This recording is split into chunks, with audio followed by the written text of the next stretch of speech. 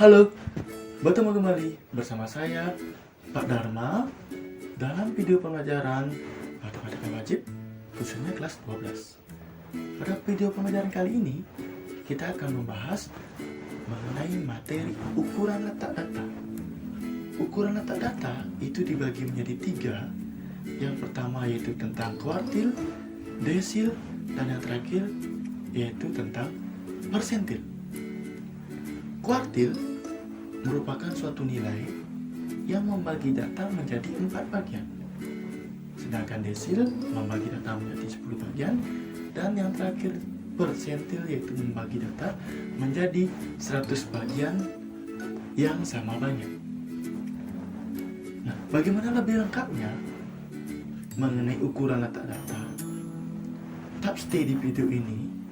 Kita akan kembali ke laptop, akan mengulas lebih banyak mengenai ukuran letak data, termasuk contoh soal di dalam. Jadi, jangan kemana-mana. Baik, kita kembali ke laptop. Seperti yang Pak katakan tadi, video pembelajaran kali ini kita akan membahas mengenai ukuran letak data. Ukuran letak data itu dibagi menjadi 3. Yang pertama yaitu kuartil, desil, dan persentil. Kuartil itu disimbolkan dengan Q, sedangkan desil yaitu disimbolkan dengan huruf D, dan persentil yaitu huruf P. Kita mulai membahas dari yang pertama dulu, yaitu tentang kuartil. Kuartil merupakan suatu nilai yang membagi data menjadi 4 bagian. Anak-anak bisa lihat pada slide atau pada layar HP kalian. Kuartil merupakan 3 nilai yang membagi data yang sudah diurutkan menjadi 4 bagian yang sama banyak. Kuartil itu dibagi menjadi 3, yaitu kuartil bawah, tengah, dan atas, atau kuartil 1, 2, dan 3. Kuartil bawah atau kuartil pertama, sedangkan kuartil 2 atau kuartil tengah itu juga bisa disebut sebagai median karena terletak pada tengah-tengah data. Dan ketiga yaitu adalah kuartil atas. Kuartil juga ada kuartil pada data tunggal dan kuartil pada data berkelompok. Untuk rumus, anak-anak bisa lihat pada layar, di mana kuncinya dalam menentukan suatu nilai kuartil, khususnya pada data tunggal, yaitu datanya harus diurutkan dari yang terkecil menuju ke yang terbesar. Untuk data berkelompok, itu ciri-cirinya atau ciri khasnya kenapa bisa menggunakan rumus data berkelompok, adanya suatu bentuk berupa interval dalam bentuk tabel. Nah, untuk keterangannya yang perlu anak-anak pahami, yang perlu mendapat perhatian yang lebih intensif yaitu dalam keterangan, yaitu QI yaitu lambang kuartil ke I itu adalah 1 sampai dengan 3, ya, sesuai dengan konsep atau definisi dari kuartil, yaitu ada 3 bagian, kuartil bawah, atas, dan kuartil tengah, disebut juga median.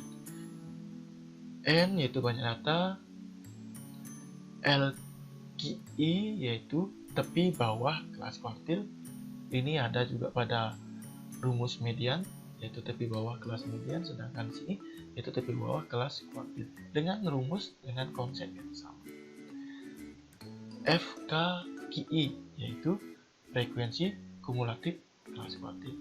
Jadi untuk menentukan kuartil pada data berkelompok, tentunya nanti anak-anak harus membuat kolom baru pada tabel soal yang diberikan, yaitu tabel atau yaitu kolom tentang frekuensi kumulatif. Lebih lengkapnya nanti akan kita bahas pada contoh soal. Nah, FQI yaitu frekuensi kelas kuartil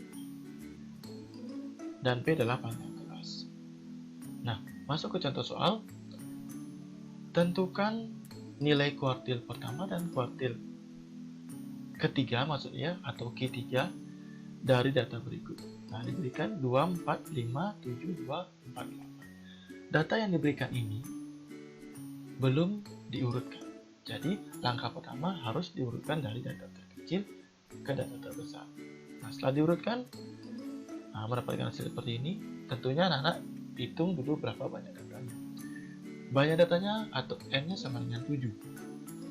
Sehingga untuk menentukan kuartil bawah atau Q1, yaitu data ke atau nilai data ke N data ke I dalam kurung N tambah 1 per berapa?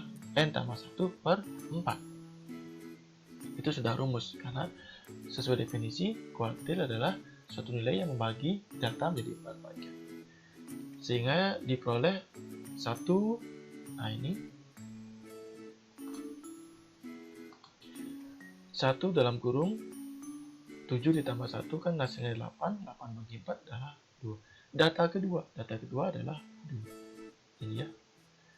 Kita lanjut ke Q3 dengan cara yang sama. Tinggal diganti satunya dengan 3, I-nya diganti dengan 3, sehingga mendapatkan hasil nilai data ke-6.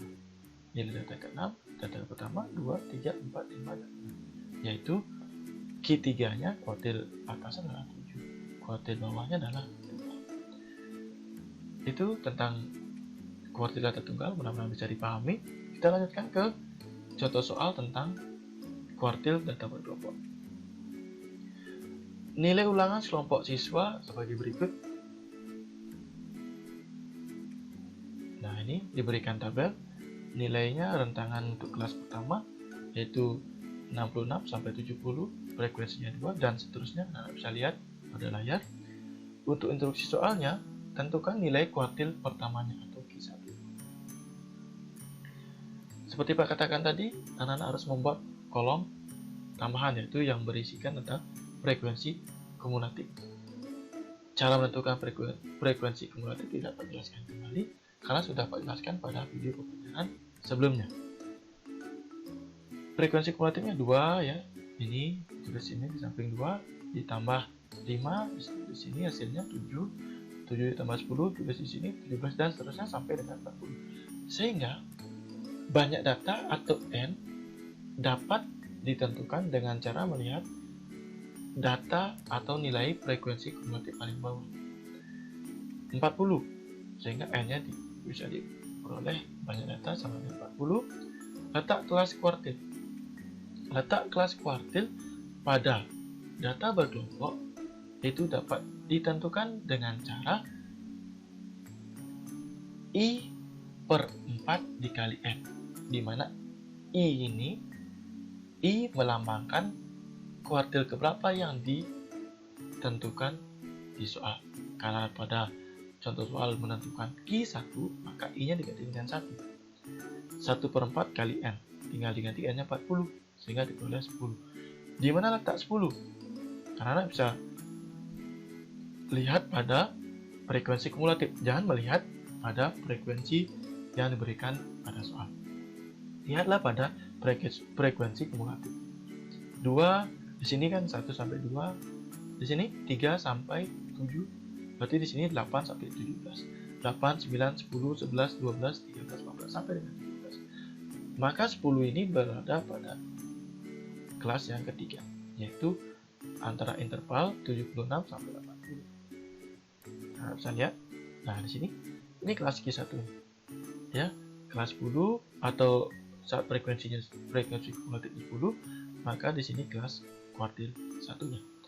Untuk LQ1 yaitu tepi bawah kelas kuartil ya sudah bisa ditentukan, yaitu tepi bawahnya 76 dikurangi 0,5 memperoleh hasil 75,5. Untuk FK Q1 adalah frekuensi kumulatif sebelum kelas kuartil satunya. Frekuensi kumulatif sebelumnya adalah 7. FQ1 adalah frekuensi kelas kuartilnya, yaitu 10. Kalau FQ1 kan nggak ada K, berarti anak-anak bisa lihat kolom frekuensi yang di sini.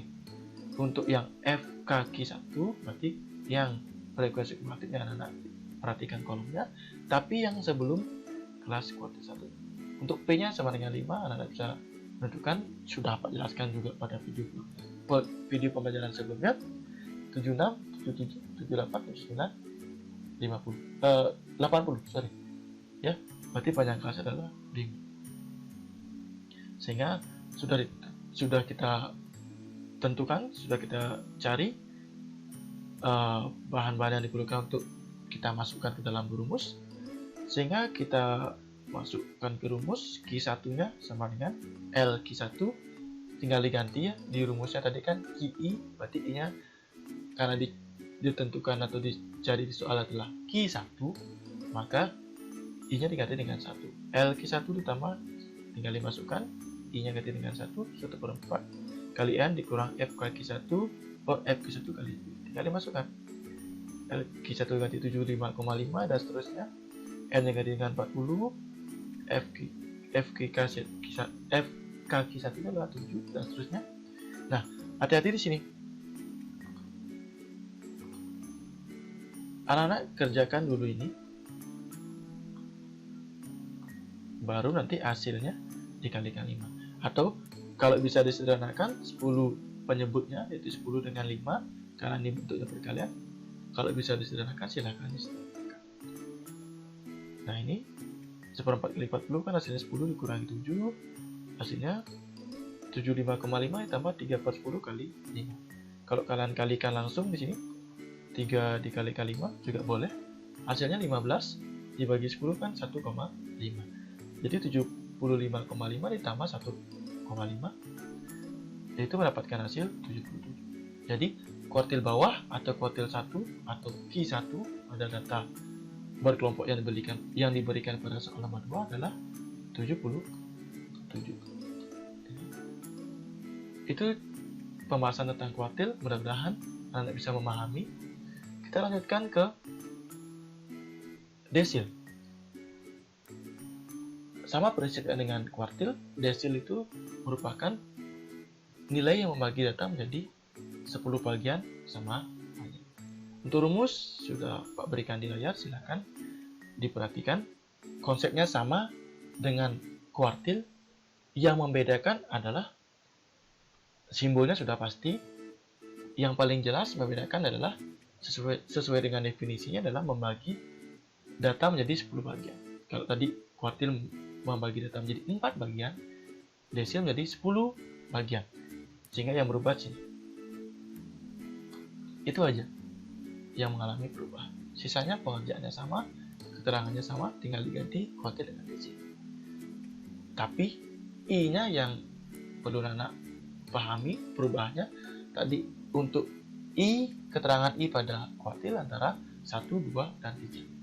Sedangkan pada desil I-nya adalah antara 1, 2, 3 sampai dengan 9.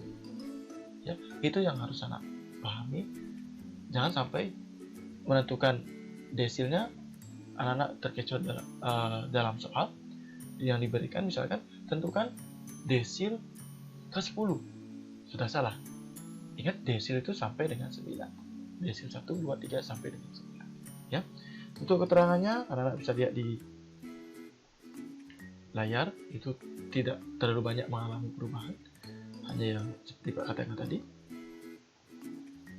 Di sini I-nya yang berbeda. Tadi kan 1, 2, 3 pada kuartil, sedangkan pada desil sampai dengan 9. Kita lanjut ke contoh soal.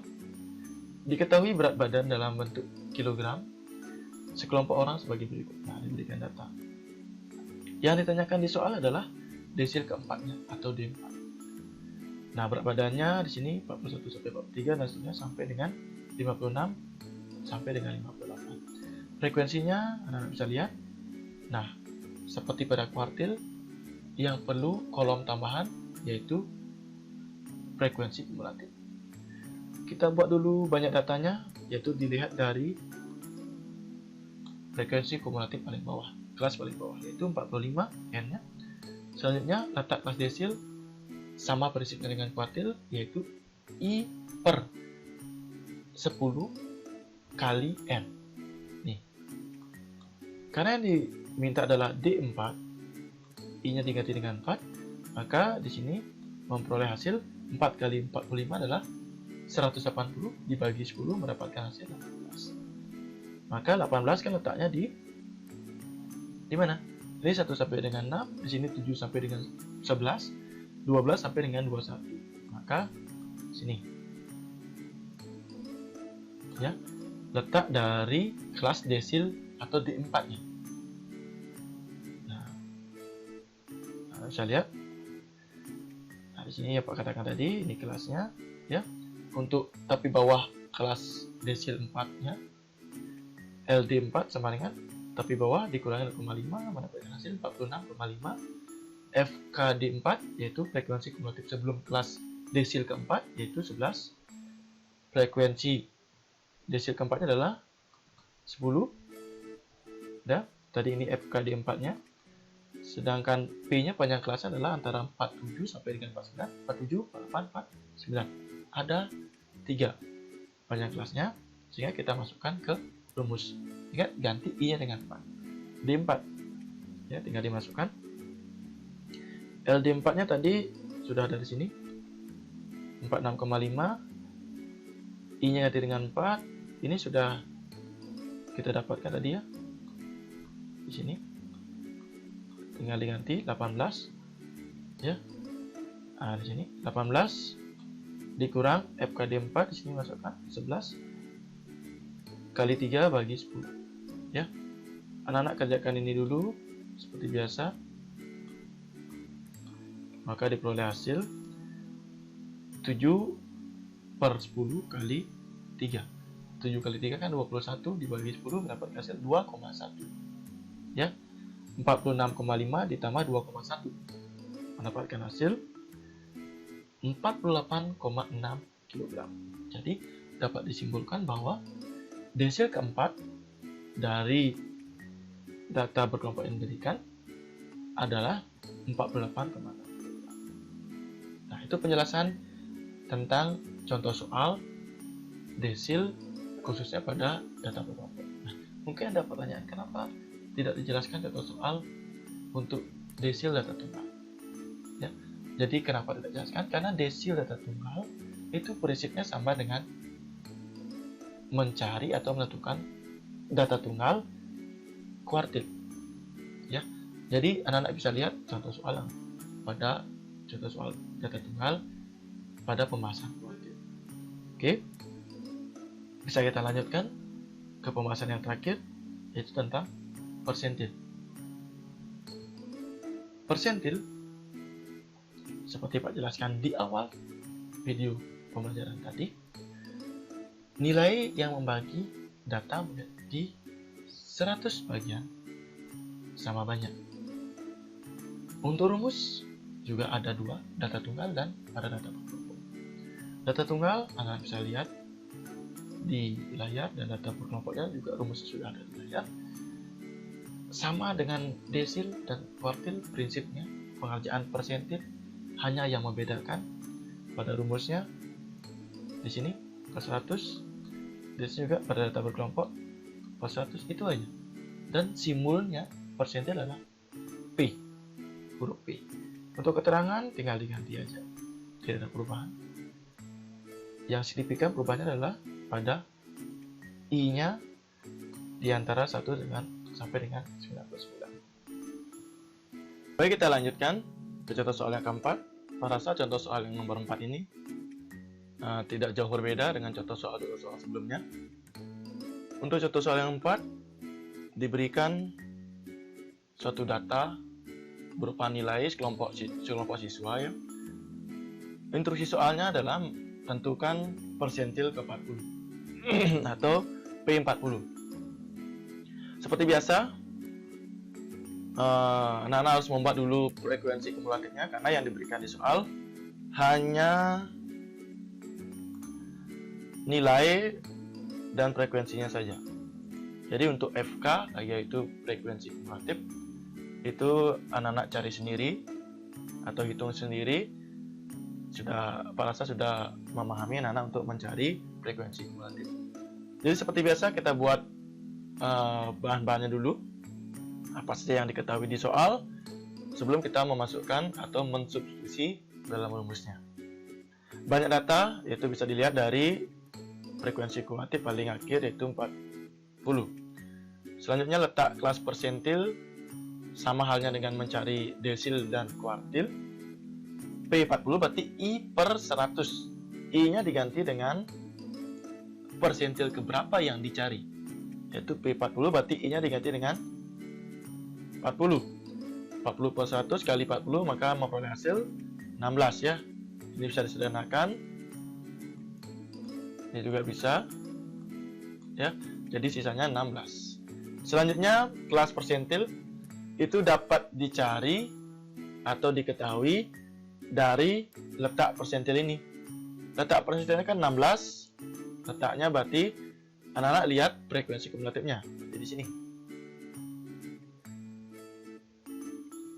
Ya. Selanjutnya letak kelas persentilnya adalah di antara interval 61 sampai 70. LP40 yaitu tepi bawah kelas persentil dapat dicari dengan cara ke atas bawah 61 dikurangi 0,5. Maka mendapatkan hasil 60,5. FKP40 yaitu frekuensi kumulatif sebelum kelas persentil. Kelas persentilnya ini. Nah, frekuensi kumulatif sebelumnya yaitu adalah 11. Selanjutnya FP40 yaitu frekuensi kelas persentilnya yaitu 10. Ini ya. Kita bisa lihat. Selanjutnya P yaitu panjang kelas 10 dapat diperoleh dari 61 sampai 70. Nah, hitung manual. 61, 62, 63, 64 sampai dengan 70. Itu panjang kelasnya 10. Nah, kalau sudah semuanya diketahui elemen atau bahan untuk menyelesaikan, kita masukkan menyelesaikan soal, kita masukkan ke dalam rumus. P40 itu diganti ya, LP40 dikali masukkan ini 60,5. Ini sudah kalian dapatkan tadi, menghitung hasilnya adalah 16. FKP40 adalah 11 dah. Ini FP40 nya 10, tinggal dimasukkan, tinggal diganti aja. Maka hasilnya adalah ini tadi 16 dikurang 11 kan 5. Ini bisa dicoret, disederhanakan sehingga mendapatkan hasil 60,5 ditambah 5. Hasilnya adalah 65,5. Jadi persentil 40 atau P40 dari data ulangan sekelompok siswa yang diberikan pada contoh soal adalah 65,5. Itu pada saat contoh soal mengenai persentil. Mudah-mudahan bisa dipahami dan bisa jelas penyampaiannya. Seandainya nanti ada penyampaian yang kurang jelas atau penjelasan dari pemaparan yang Pak berikan kurang jelas, bisa ditanyakan melalui WA. Dan untuk video pembelajaran kali ini cukup sampai di sini. Terima kasih atas perhatiannya. Sampai berjumpa pada video pembelajaran berikutnya. Sekian dan terima kasih.